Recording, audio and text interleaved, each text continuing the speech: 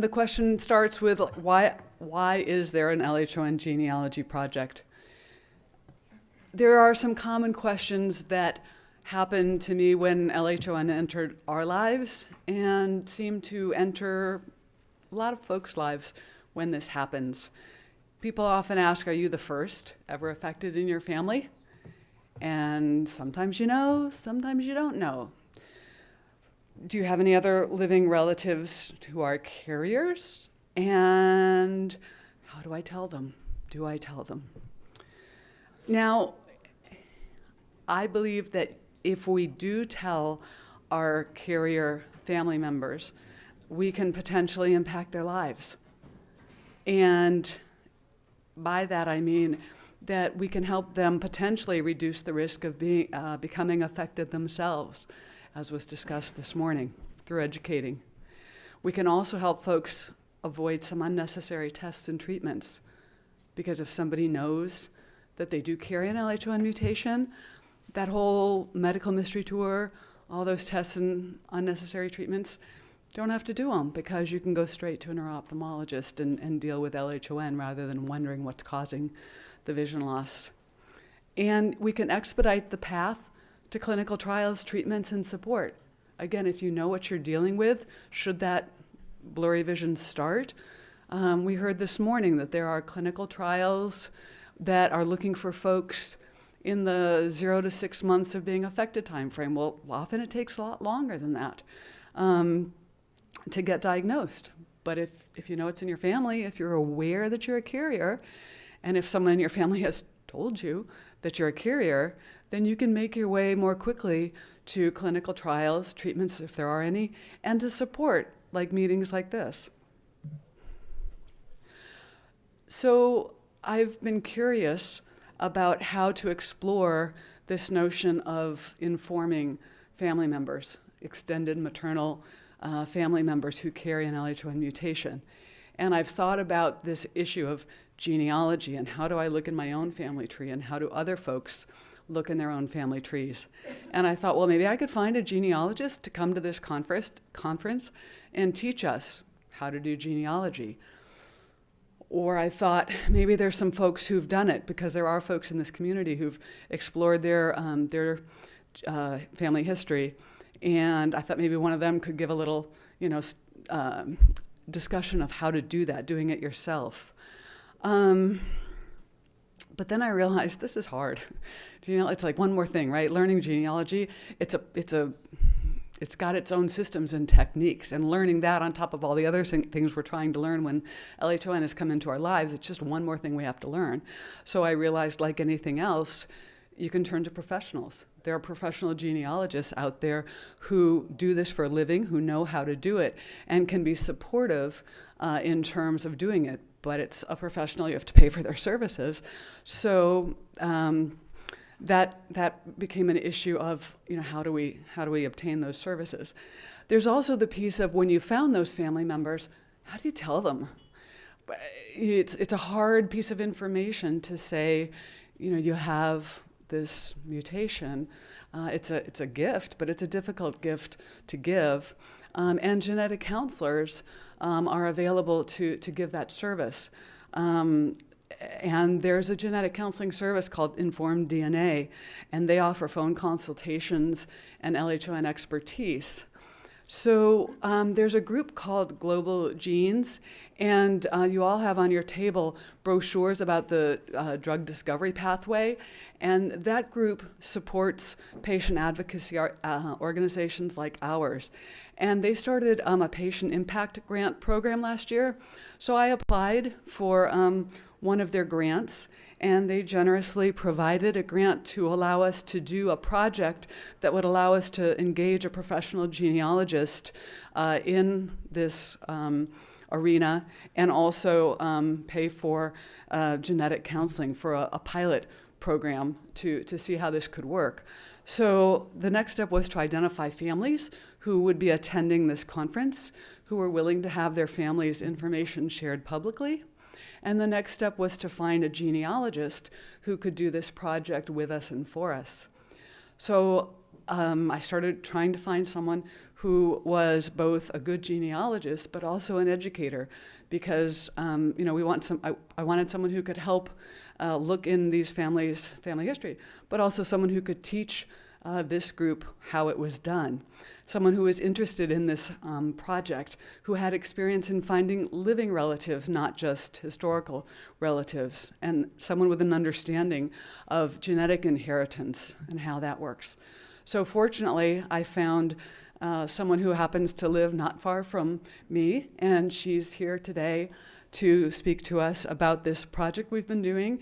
And I'd like Carol Rolnick to introduce herself to the group. Welcome, Carol.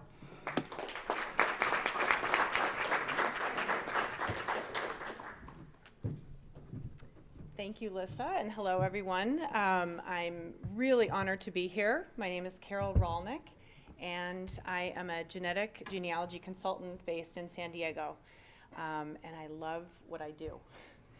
So genetic genealogy, I want to explain first. It does not make me a scientist. I am first and foremost a genealogist, but genetic genealogy in the broadest sense is really a new field of genealogy, and it's the application of genetics to the traditional field of genealogy.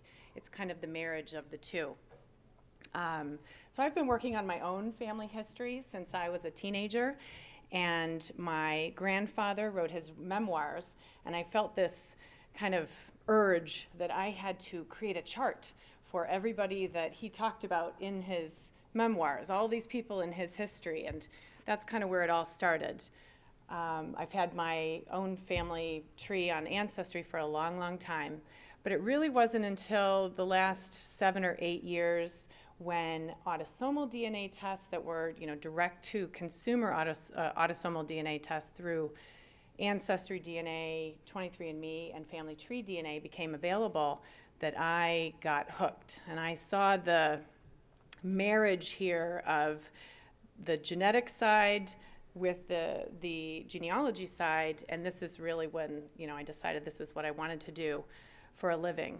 So most genetic genealogists are working with the autosomal DNA to help people identify biological family. They're using the genetics to help people make those biological connections through the use of DNA, and that's what I do a lot of.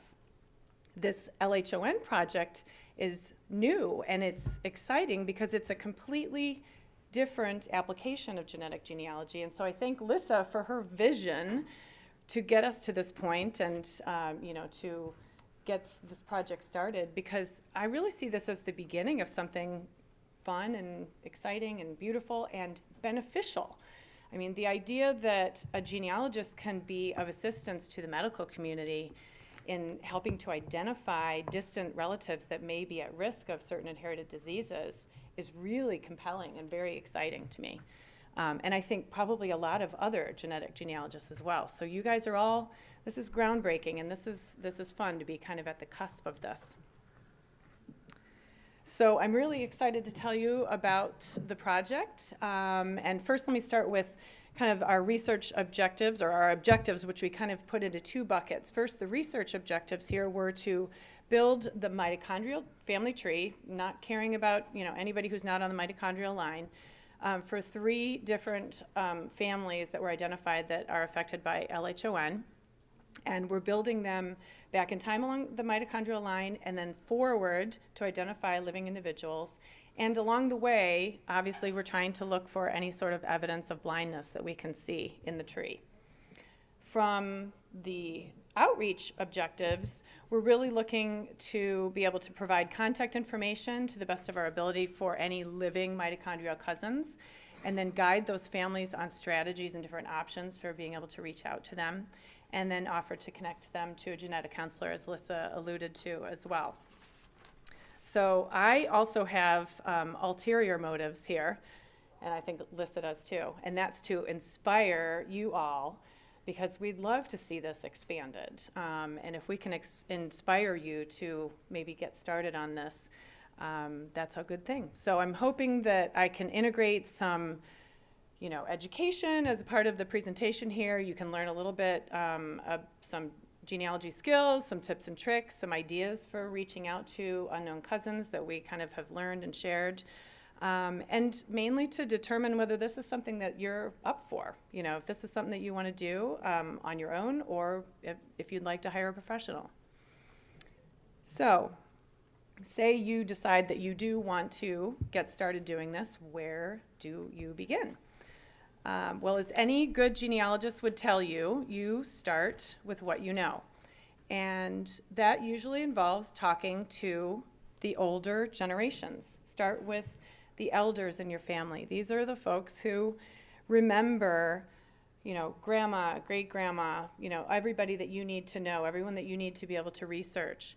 And it's been a wonderful thing within my family, and I know a lot of other genealogists as well, kind of, you know, to open up dialogue with some of the older generations. I've had some really nice connections with aunts and uncles and great aunts and great uncles that I wouldn't have otherwise had if I hadn't started asking them questions about the family.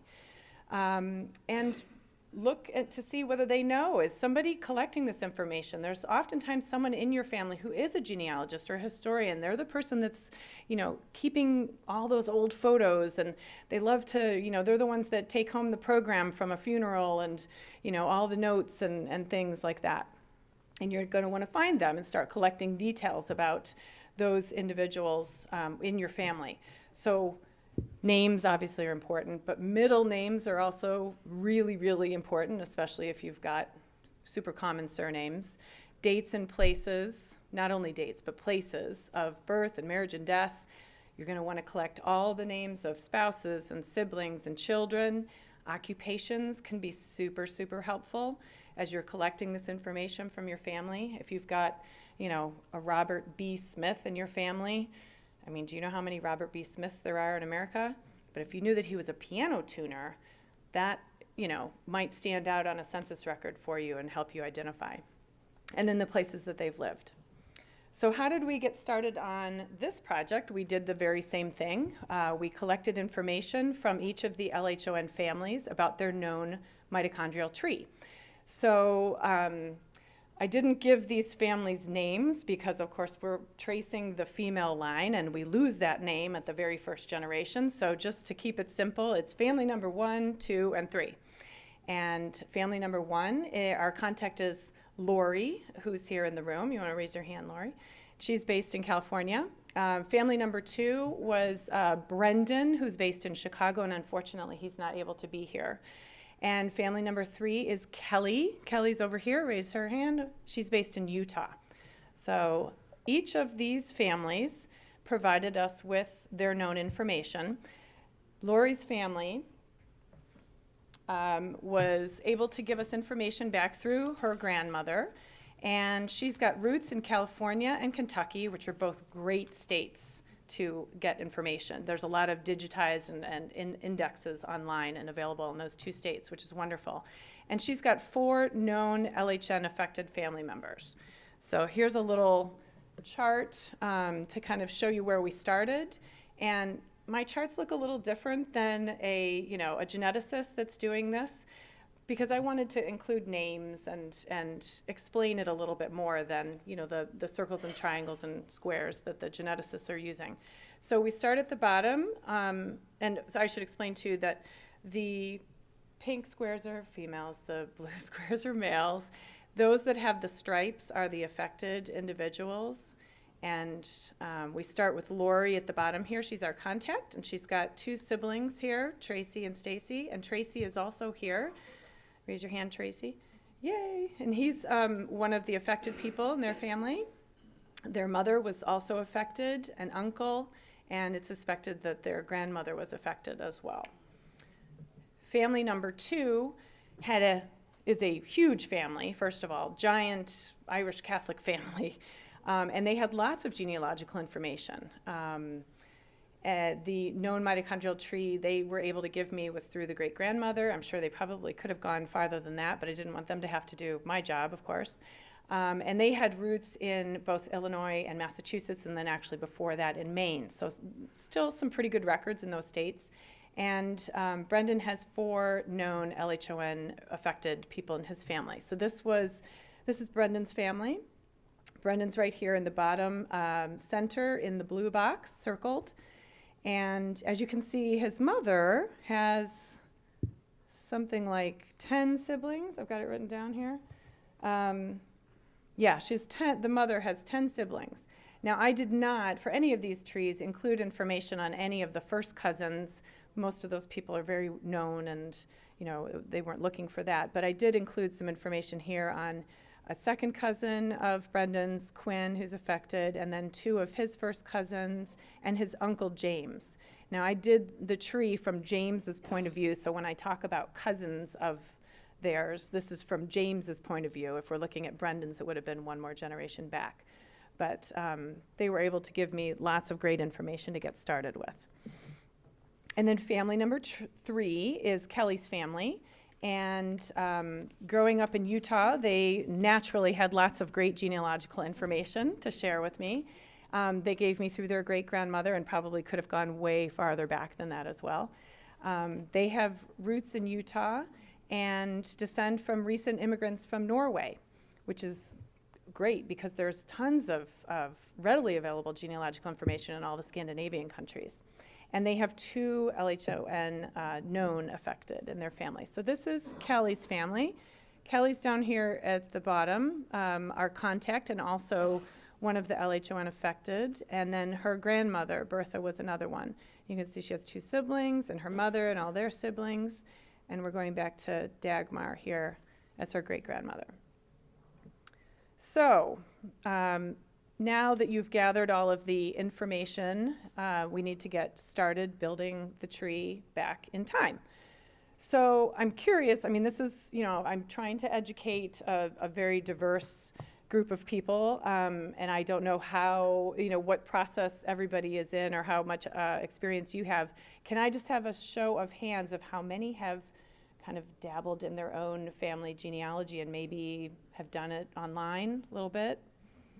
Some, okay, so, about maybe a third of the room has done this. So I'm just going to breeze over some of this. It's important to know, but I could do an entire separate presentation on some of these resources. But what's important to know is that first you need a place to build your tree, and you also then need to have a source, for where you're getting your genealogical online information. So tree building, you really have 2 choices. You're either doing an online tree or you're using software on your own computer. And I use Ancestry, and it's really the industry leader. They have really emerged as the industry leader. But there are others out there as well. And then some of the software companies, the bigger ones, are Legacy and Family Tree Maker, et cetera. And then in terms of sources for those records, Ancestry, once again, they have digitized billions of records and have so much available online. It's mind-boggling. It's by subscription, but of course there is the option of doing a 2-week free trial, which is how a lot of people get hooked. And libraries often have free access, a special kind of library edition of Ancestry, so that's something that you might consider as well. FamilySearch.org is run by the LDS Church and also is a treasure trove of information. They have a lot of the same information that's available at Ancestry, and that's free, which is wonderful. And then Google, we can't discount Google. There is so much available by Googling and digging into their archives, the newspapers, the books that are online. It's really a great resource as well. So what are some of the sources, the best sources that you're going to be using? Starting really with the 1940 census, which is the latest census available. If you can get your family back to 1940, you can move back then 10 years at a time through the census records and start to build on your family tree. City directories can fill in the gaps in between census records if your ancestors lived in somewhat larger cities. City directories were not available really in rural towns, but in larger cities. Social Security Claims Index is especially important on a project like this where you're tracing women, because it shows the names that women had that were associated with their Social Security number throughout their lifetime. So that's a wonderful thing to be able to use. Military records, birth, marriage, and death indices, of course, are the gold standard. Those are primary source documents that you're looking for. That, those documents are going to trump all others because they are primary. Immigration and naturalization records, of course, if you have some recent immigrants, those are going to be helpful. And then I have to mention that other family trees are also a source of information, but with a giant asterisk, because you have to use them with caution. I can't discount it because I certainly use them, from time to time, but you should be using them as clues and not as absolute fact. These are secondary sources of information, not primary sources. And the internet is filled with incorrect family trees that get perpetuated because people take them as word and copy and copy and copy. So please don't be those sorts of people. Use them as clues, but then go out and find proof, yourself to substantiate that. So a couple of tips and tricks just, to share with you here. One of probably the most important skills that you need to use is attention to detail. And that goes through every aspect of what you're doing in genealogy. You're paying attention to middle initials of names, exact dates of birth and death and marriage, addresses, look past the names, and if you have a document where you can't figure out if it's the right person, start looking at the other details. Can you find, that this person lived at a certain address? Well, gosh, it's the same address as he listed on his military record. Well, this must be the same guy. Question things. Does everything match? And if not, why not? Can you easily explain it? Could it be a coincidence, or is this, this is such an unusual combination of names that this has to be the right couple? Question things. And then remember where things came from. You have to consider the source of the information. That's super important because, the census enumerators make mistakes. These were human beings that collected the information on the censuses, for example. Were they speaking to an immigrant family that maybe didn't speak English very well? You can kind of, start to understand how mistakes could be made. Death records are another one. People always say, well, I found the name of this person's mother and father from their death record. Well, guess what? The person that died did not give that information on the certificate. It was a survivor, and sometimes that survivor was a child, and did they really know? They'd heard stories that the grandparents' names were John and Mary, so yeah, let's put John and Mary down on the death certificate. Look to see who the informant was, who the survivor was that provided that information. And then errors in transcription. So most of these documents going back in time, of course, are handwritten, and it has taken an army of volunteers to transcribe all of these handwritten documents. They're sitting at computers, and they are looking at handwritten documents, and they're typing into their computer what they think that they see on this handwritten document. But it's not always what was intended to be said. And so you need to sometimes, go down into that handwritten record yourself. Look at the census record. Look at those, birth and death records. And maybe you'll see something different. And maybe her name was Maria and not Mary. People make mistakes in the transcription all the time. And then lastly, I would also offer the advice that if you have brick walls in your family, if you have adoptions, for example, or you have unknown, persons that you just can't get past, consider doing autosomal DNA testing through one of the 3 large companies. Ancestry really is at the forefront now. They've grown to the largest database there is. And, you can get past those brick walls using the DNA information to, make biological connections in your family. It's not impossible when you've got adoptees. That's a lot of what I do. So let's jump back into the project and show you what it is that we found when we started to build the families back in time. LHON family number 1, which is Lori's family. We've got Lori down here in the bottom left-hand corner in the pink box, and this is her family that we started out with. In The black around those boxes there indicates kind of the family that we started with. So this was kind of the initial part of the project. And as you can see, we were able to build back in time a couple more generations, 3 more generations. And we got to Eliza McDonald, and I just got stuck at her, you know, and we had a limited amount of time with tons of time, because genealogy is kind of a never-ending project. You're never really done.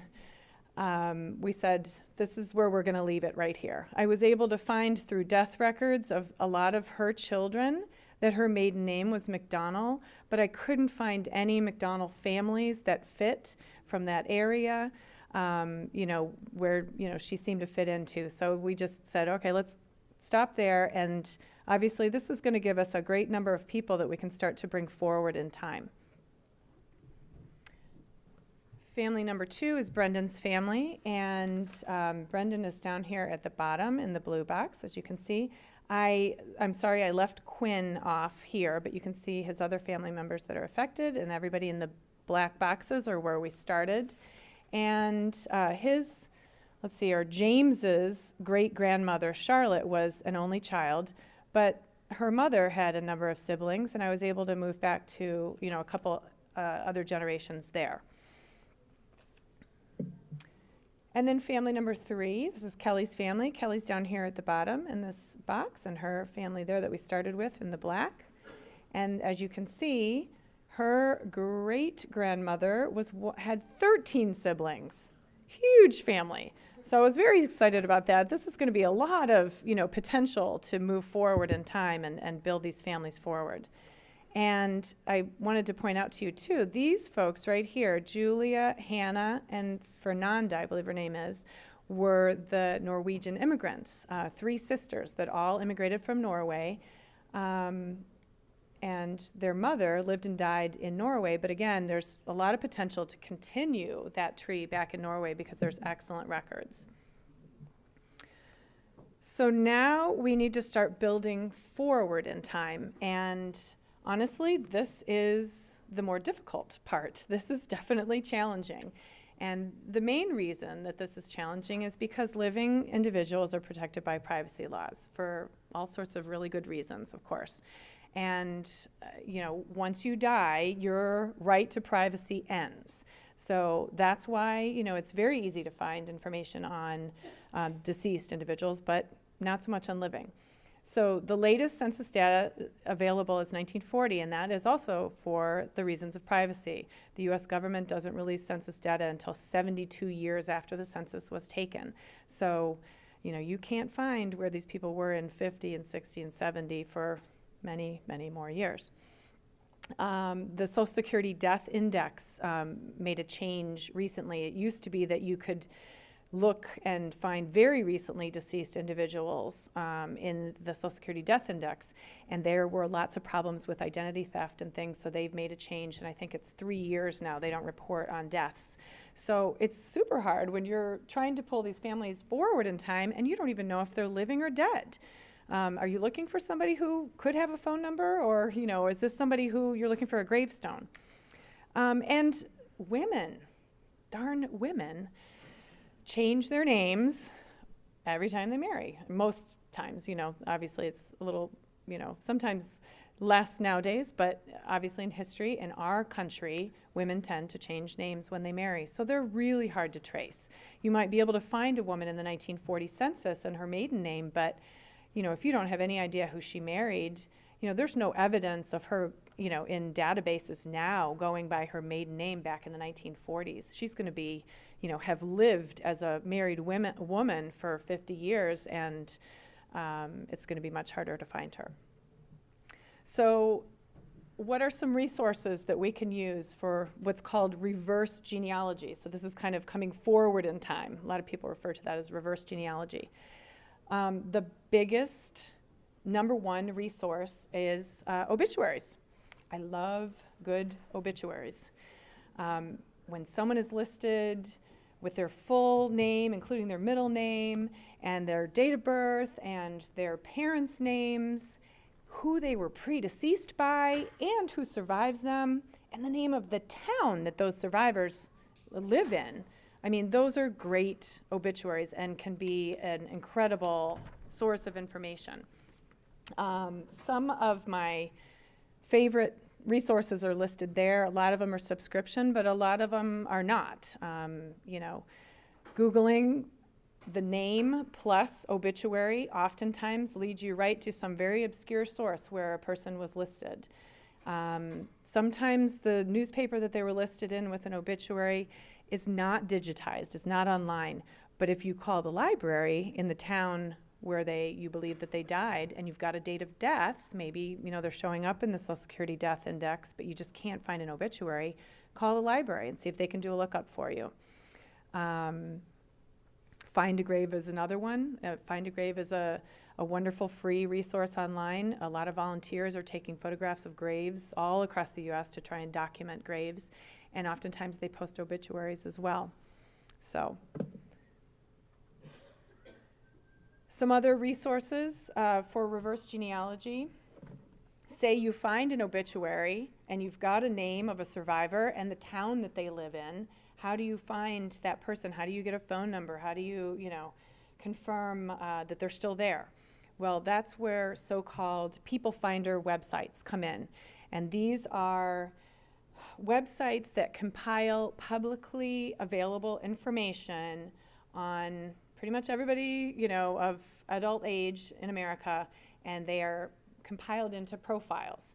And they're not always correct, but they're pulling information from multiple public sources. So, county assessor records, and if you do take out a loan, there's lots of places where they're getting information. It's a lot of the same places that the credit bureaus have information from.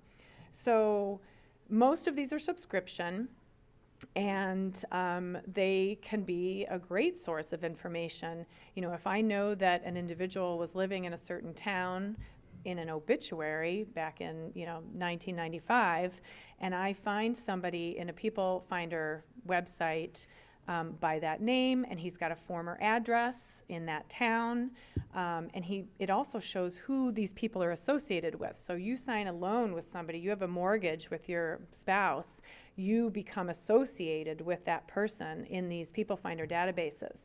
So I might know from the obituary that Robert B. Smith had a wife with an unusual name, Marlene Violet, somebody. Well, if I can find a Robert B. Smith who's associated with Marlene Violet Smith and had a former address in that town, then I can be pretty sure I found the right person. And it oftentimes then will include phone numbers, email addresses, even their social media, online presence. They're not always correct, but it's the best that we have. Some more resources for reverse genealogy. Birth indices are really important. These are available online for some states. So if you know the father's name and the mother's name, including a maiden name, you can put them into these birth indices and find names of children that they had. Now, that doesn't work if they're very common names, of course, because, Robert Smith and, Betty Jones, there could be dozens of couples who actually had those same names, but, where you're dealing with more unusual names, those can work. Marriage indices as well. And then, as I mentioned, that Social Security claims index, not only going back in time is important, but coming forward in time. This is a wonderful new resource that's only come online recently. And a woman, who's deceased, it will show every name that has been associated with her Social Security number throughout her life. So for a project like this, where we're tracing the female line, that's invaluable. I have to touch on social media because this is you might think that this is funny, but we use Facebook a lot to find living individuals. And there are tons and tons of people out there who do not put any privacy at all on their Facebook account.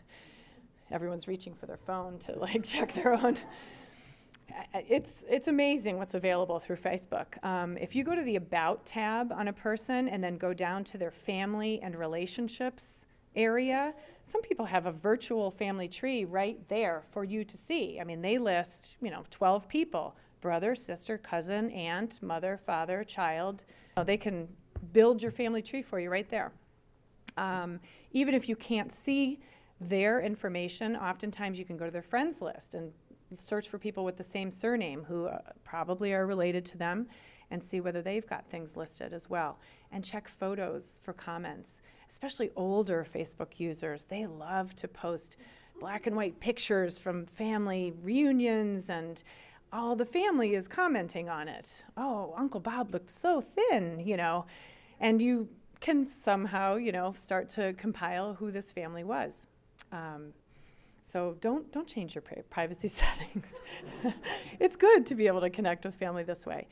And then other family trees. As I mentioned before, it's a resource in reverse genealogy as well. You're not ever going to be able to see living people in Ancestry on other family trees in terms of names or dates of birth or anything, but you can often see that there were 3 children, and they'll show you, there was a male and 2 females, and so then okay, well, they did have children. That makes it more important to go find that obituary and see who that male and 2 females were, who were their offspring. So let's jump back into the project and share with you what we were able to find for these 3 families as we built them forward in time. So family number 1, which was Lori's family, she did not have any mitochondrial second cousins, it turns out. And there is only 1 branch of the family with any living carriers at the 3rd cousin level, just 4 individuals and a couple of minor children. All the other lines have died out with lots and lots of females not marrying and not having children. And this came as a surprise to me. I've done, so many family trees, and this really stood out as kind of something unusual, that there were so many childless women, where the lines just kept dying out. So, maybe this has some significance in the greater LHON community. Maybe there are some geneticists that, we can talk to this about, but this was a pattern we started to see, and I'll show you this in a second. This is I know this is a bit daunting, this graphic here, but this is where we started on the left with Lori's family here, and encircled in green are the known LHON affected, of course, and Tracy as well. And these over here are the only living 3rd cousins that we were able to find. All of these circles with purple are women. It says no children. These are childless women, and there's a lot of them. Because remember how we built back in time, and look at all these, siblings that the great-grandmother had. Well, a lot of them just ended with, women not having children, except for these individuals down here, which was really somewhat amazing. Family number 2, we were able to determine, this is Brendan's family. He has 4 living individuals at the 2nd cousin level, including one who had helped his mother compile all of the information at the beginning of the project. And they had just never put 2 and 2 together and realized, oh, she is on the mitochondrial line. So that was good because, she kind of came out as being identified, and that was, able to prompt some discussion. We found no 3rd cousins on the mitochondrial family tree at all at the 3rd cousin level, and just 2 living individuals at the 4th cousin level, but neither of those 2 have passed on their DNA. One was a male, and one is I believe she's 60-something years old, and to our knowledge has never had children. So really very, very few individuals. But we found one individual, we were very excited, that we believe was affected by LHON. His name is Howard Wilder, and I'll tell you a little bit more about him in a minute. But just like family number 1, we found tons of childless women. So his tree is so big that I had to divide it into 2. As you can see, I've kind of split the grandmothers up here in half. So this is the left half of the tree. Brendan is down here in the blue box at the center. And this is his mother's big giant tree, his Uncle James, where we're kind of taking his perspective. And these are the living 2nd cousins that we found, including Lana there, who helped provide some of that genealogical information. So these are the only living 2nd cousins. And there's some more purple circles indicating our childless women. And here's the right half of that tree. Lots more purple circles, all these childless women. And then here are those two individuals I mentioned at the fourth cousin level. The male is actually in his 80s, and Diane is in her 60s. And as I said, she didn't pass it on. He's not passing it on. So, remarkably, besides his, very close family, this, we found most of these lines have died out, and those that have not died out are about to die out. So unless we can go back another generation and confirm who Eliza Sand's mother was and siblings were, we may not be able to go any farther. And then family number 3, this is Kelly's family. We found that she has no living mitochondrial cousins at the second cousin level. She actually has quite a few, so this was different from the other family. She has lots of living individuals at the third cousin level. And just like in family number 2, we found an individual that we believe was affected by LHON. So that was great because, this hopefully, let me show you back, in family number 2, sorry, I didn't point out Howard. So this is Howard, the gentleman that we found that we believe was affected by LHON. And what's great about Howard is that, he's connected to both Diane and Paul. So hopefully Diane or Paul remembers something or knew something through the family about Howard, and they can learn a little bit more about it. And it's just maybe another inroad and a reason to pick up the phone and call them to ask them about it. So back on family number 3, as I mentioned, we did find another individual we believe was affected, and here is Kelly's tree. Very big family tree here. So here is Kelly right here in the center in this, red box here, the family that we started out with, her grandmother Bertha. And here is one giant grouping of living third cousins that we found that descend from a cousin of her grandmother. And then here's another grouping of living third cousins that we have the opportunity to reach out to. And then only 2 childless women so far that we found. Here's where Stanley falls in, and we believe he was affected by LHON. But over on the right-hand side, look at all those people. We didn't have time to research them, unfortunately.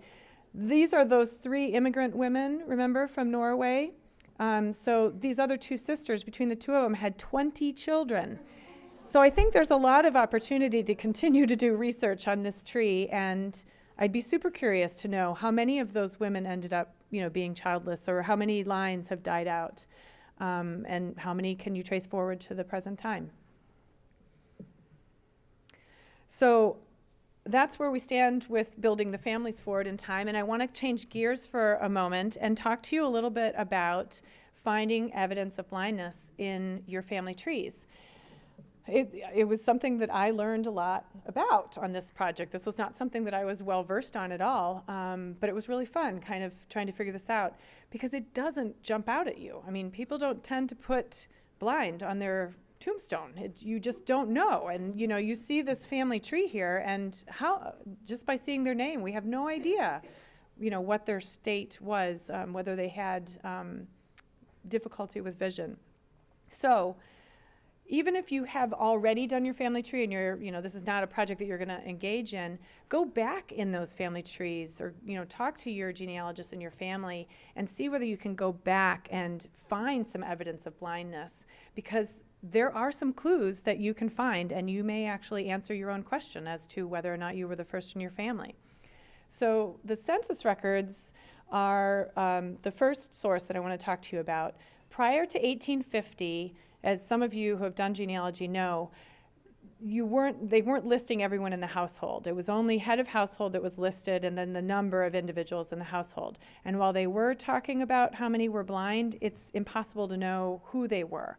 But starting in 1850, when every single person in the household was listed by name, and 1850, 60, and 70, those census records actually had a column where the enumerator was supposed to record, and this is quoted from the census, whether deaf and dumb, blind, insane, idiotic, pauper, or convict. Not very PC, but that was, back then. So this is an actual page from the 1850 census that I wanted to show you. This one is from Boston, Massachusetts, and this individual, Abby, on the first line. as you go across. This is the column over here on the right that's circled where, those different afflictions were listed. And the enumerator was instructed to write the name of the affliction in that box. So as you can see, Abby was listed as being blind. Same thing happened in 1860. This individual, Francis, in Newton, Massachusetts, was listed as blind. It's just a slightly different column. Same thing with 1870. The column moved a little bit, but Dolly Blood right here listed as blind. And then they made a change in 1880, and this is actually a wonderful change that they made. If you have ancestors who you suspect, you can get back to in your trees, and you can find them in the 1880 census, this is a good one to look at. In column 16, what they did, they separated all those afflictions into separate little columns, and the enumerator was meant to put a tick in the box. So blind is in column 16 here, and they, deaf and all the other afflictions are next to it. But the enumerator was then supposed to put a little tick mark in that box right there. And I'll tell you why it's awesome in a second. But first, I wondered if anybody recognized this name right here of the woman who's listed as being blind. It's Mary Ingalls. So this is her 1880 census record from De Smet, South Dakota. Any of you that were fans of the Little House series, that's Mary's actual 1880 census record. So what was cool about the 1880 census is that when the enumerator put the tick in that box, he was then supposed to fill out what was called a defective schedule. And that was a wealth of additional information that kind of went into more detail on those afflictions that had been noted on the census record. Now, having said that, for some reason, I don't know why, Mary Ingalls was not noted in a defective schedule. But I found another one that I could show you.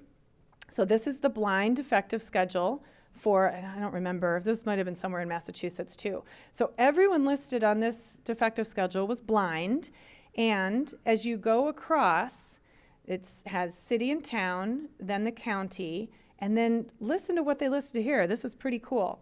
I've got to read this off of here because it's hard to read.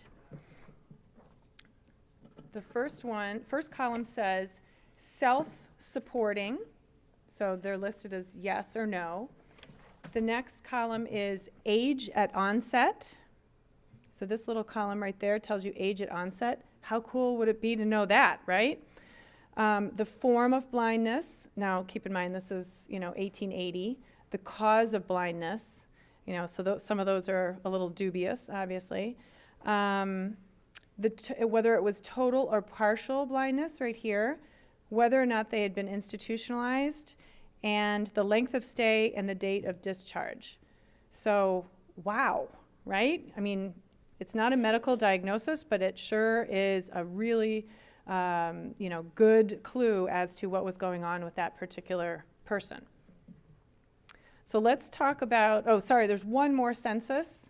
The 1910 census was actually the last census where they asked about blindness. And here's an example of the 1910 census. This is actually a woman in my own family tree, Mary Cromie, and they went to a slightly different format here. This says blind, and then the enumerator was supposed to write yes in the box. But be careful in the 1910 census because the enumerators and the people who were using these censuses afterwards for data put a lot of marks in these little things over here because there weren't very many marks, and they were kind of using them for notes. So you can get thrown off, but really what you're looking for is the word yes in that box. Okay, another source that I found on this project to be helpful was military draft records. So for both World War I and World War II, those are available online, and if you read carefully, you can see whether an ancestor was claiming exemption for vision problems. So do you guys remember Howard Wilder that we talked about from family number 2? This is his World War I draft record. The front of the record is filled out by I forget what they call it, the draftee, right? And the back of the record is filled out by the draft board person. So there were 4 spots on this draft record that I'm going to zoom in on and show you some great clues that we found.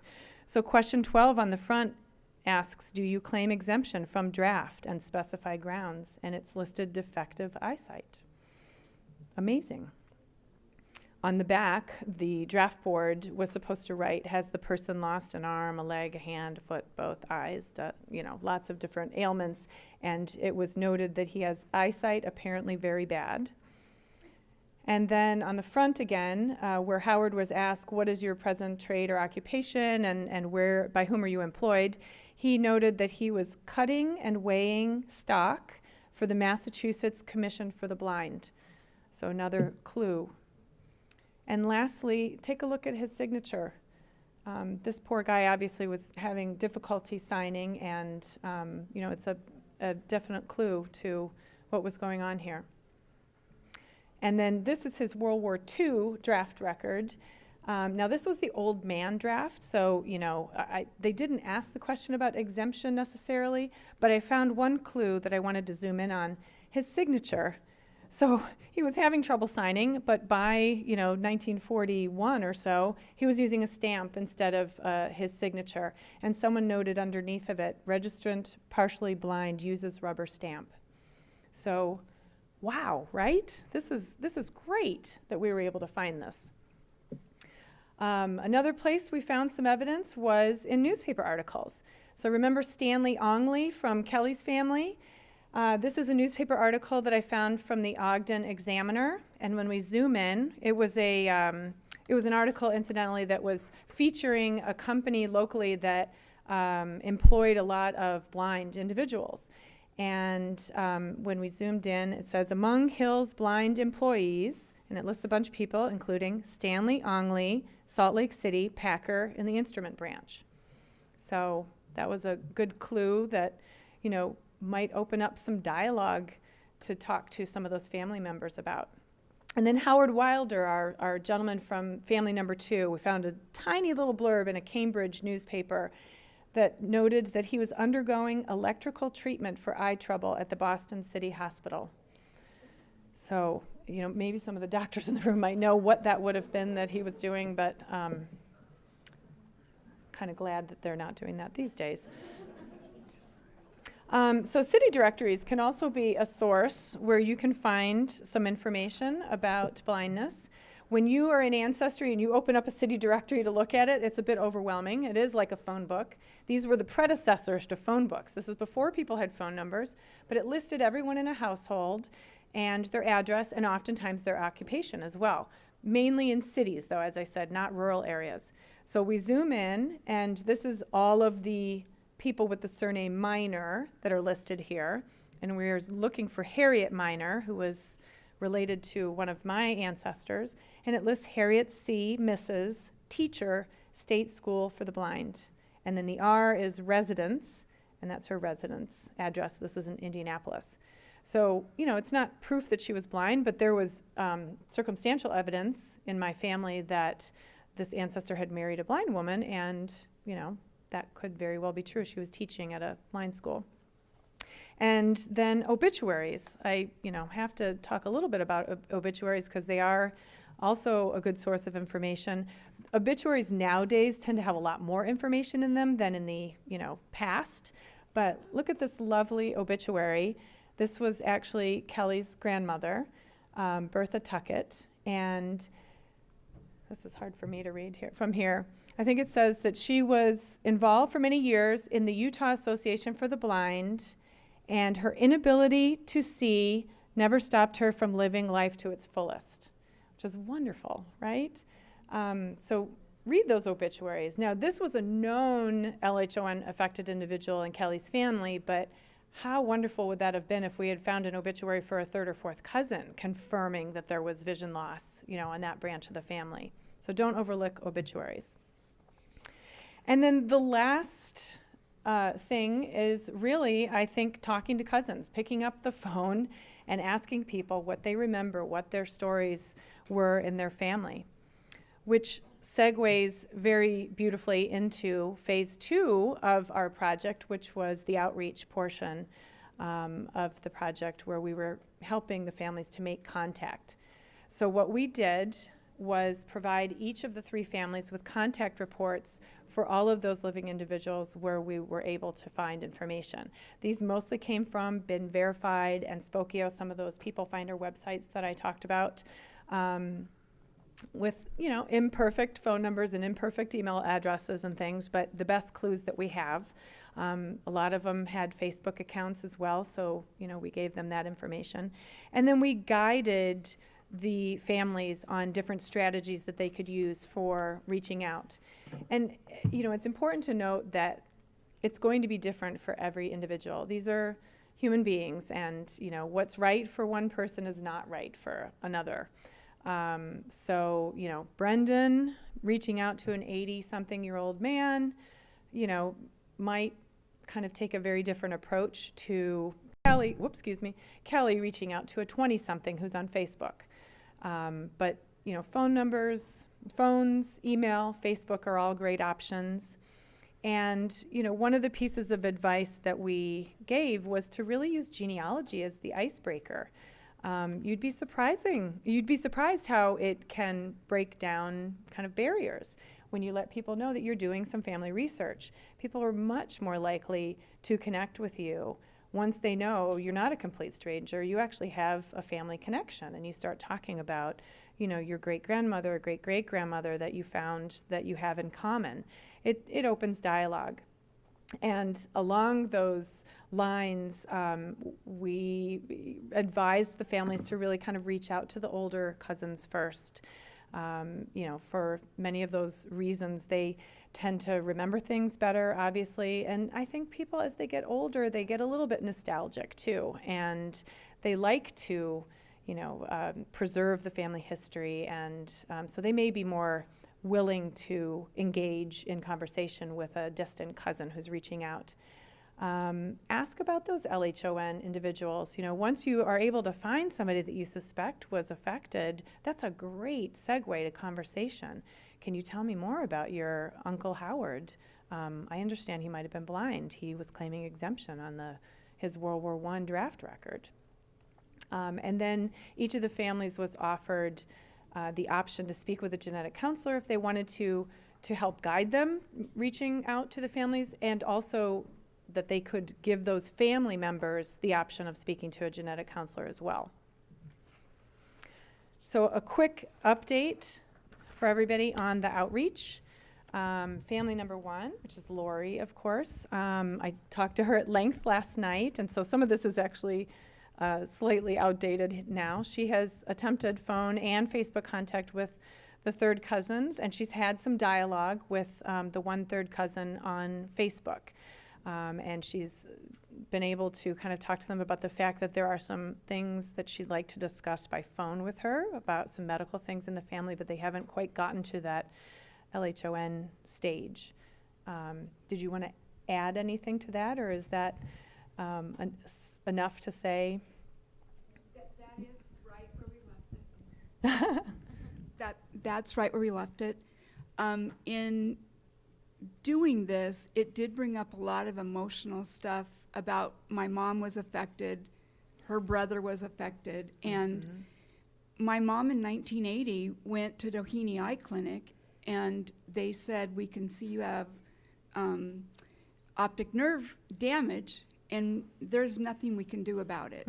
So there was no diagnosis for her, and what I've learned with my brother being affected, that there is a little bit that they can see.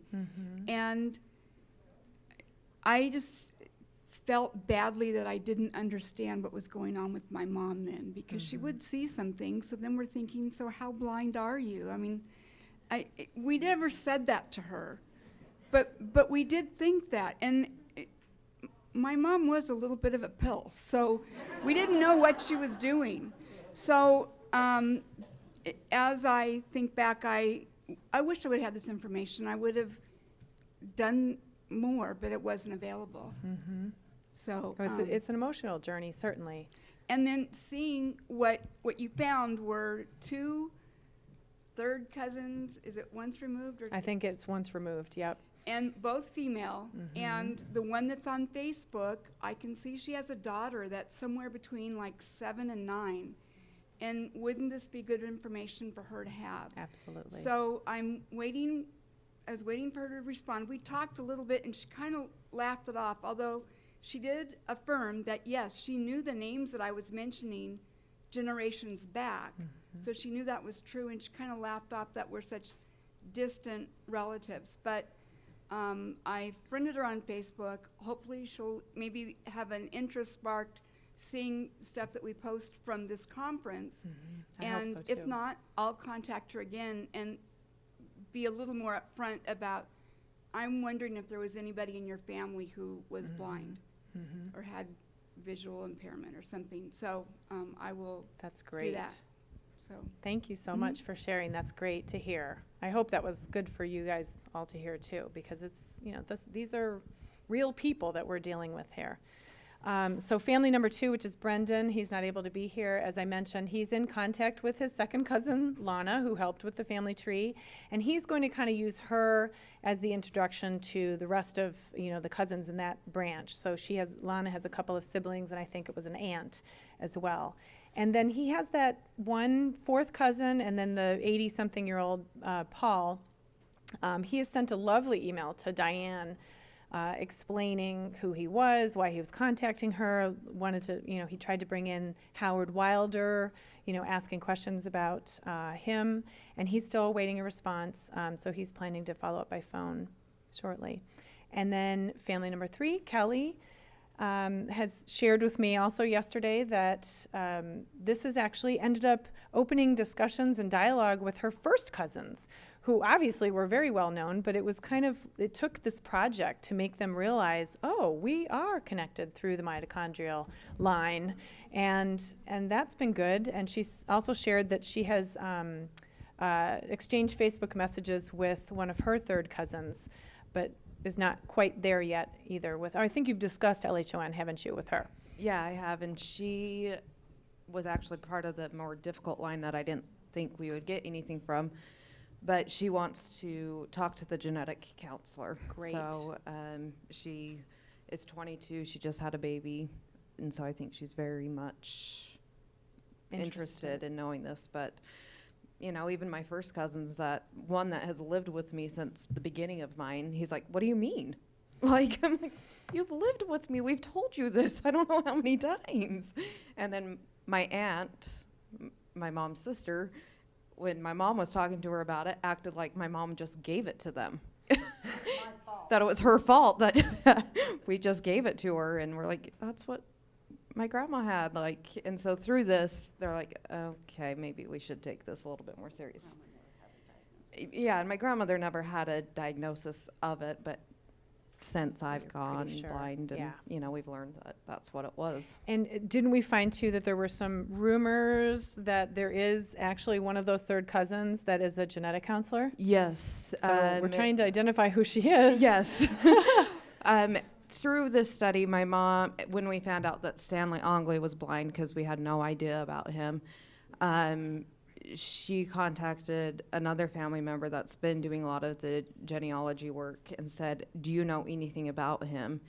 And this cousin said, yeah, he jumped onto the Facebook conversation and was like, "That was my dad's brother?" It was my great uncle. A great uncle. And then it was like, "Did you know?" And they said, "We had no idea." And then he said, "My niece, who is a genetic counselor in the state I live in, is pregnant and is wanting to know family history."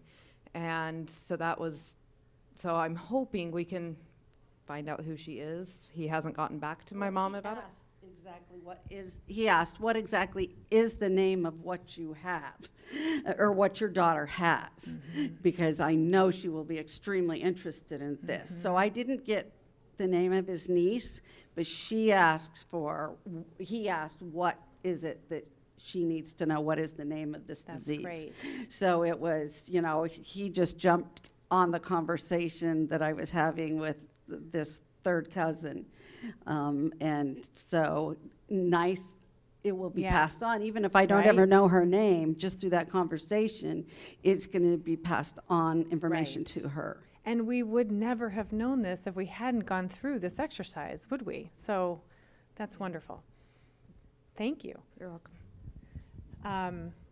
So that's great. I hope for all of you to hear, from the people that were part of this pilot program and how it's going, and they can obviously offer more advice. But I wanted to conclude with just a couple of thoughts and things that we feel like we've learned on this project. Going into this, you just don't know. We had no idea how many cousins we were going to find, and the fact that we found many fewer mitochondrial cousins than expected was a little bit unusual. Certainly we knew that we were going to have limitations on researching females prior to 1850, but on a couple of these families, we really only came up with a couple of mitochondrial cousins, which was surprising, and it was mainly because of all these childless women. So, this is a very small data set, of course, 3 families, but boy, if we were able to expand this to lots of different LHON families, we might see some patterns that, the geneticists could use, and perhaps there's a connection between, the ability to conceive and the LHON mutation. Who knows? As I said, I'm not the scientist, but it's wonderful to be able to see these patterns, and maybe we can learn more about that. And just for your information, because this was also something that Lissa and I didn't know going into it, how long is it going to take to do this? So, genealogy is like the proverbial baseball field. It could just go on forever. It's an open angle there. But for what we did and going back, without spending too much time trying to get back too many further generations, this took between 15 and 20 hours per family, not including the outreach side of it. We did find some ancestors that we think were affected by LHON, which was great. So we were able to answer the question, at least for a couple of families, was I the first? Well, no, you weren't. We found a couple of other people out there. So I'd encourage you all to do that within your own family at the very least, even if you're not able to come forward and do the living relatives. Look for blindness in the family. And then we found that the outreach process is certainly challenging, but not impossible. I mean, where there's a will, there's a way.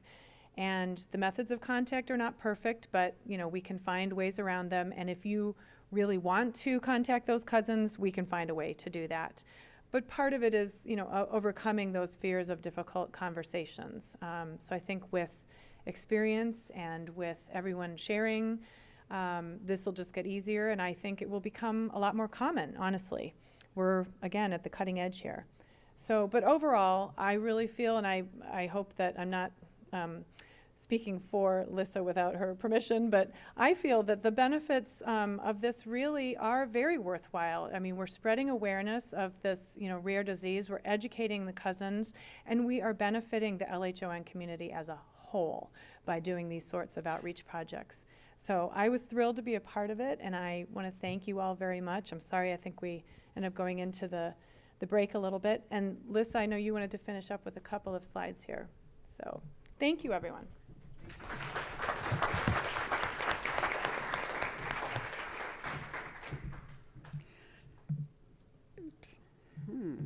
Okay. I just wanted to say, again, thank you to Carol. That was really, really exciting in terms of, what's next. We submitted this as a project to the National Society of Genetic Counselors and are hoping that we can present it as a poster there, which would raise awareness for the project as well as for LHON. Hopefully we can present this work at the Conference for Global Genes, the folks that sponsored this project, so we can share what we did and how we did it with the rare disease community, because part of it is because it's an exciting project, and partly it's exciting because doing that raises awareness of LHON, so that the more the world knows about it, for whatever reason, the more other people will come through the ranks, and the people they encounter will know the disease. So that's a big part of it.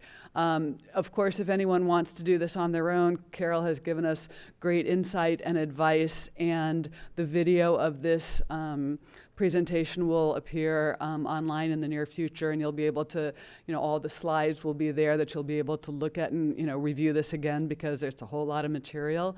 And hopefully, some of you will undertake this on your own. Some of you, if you want professional support and advice, you may now know somebody who knows how to do this. And, again, she does do this professionally and is available to us.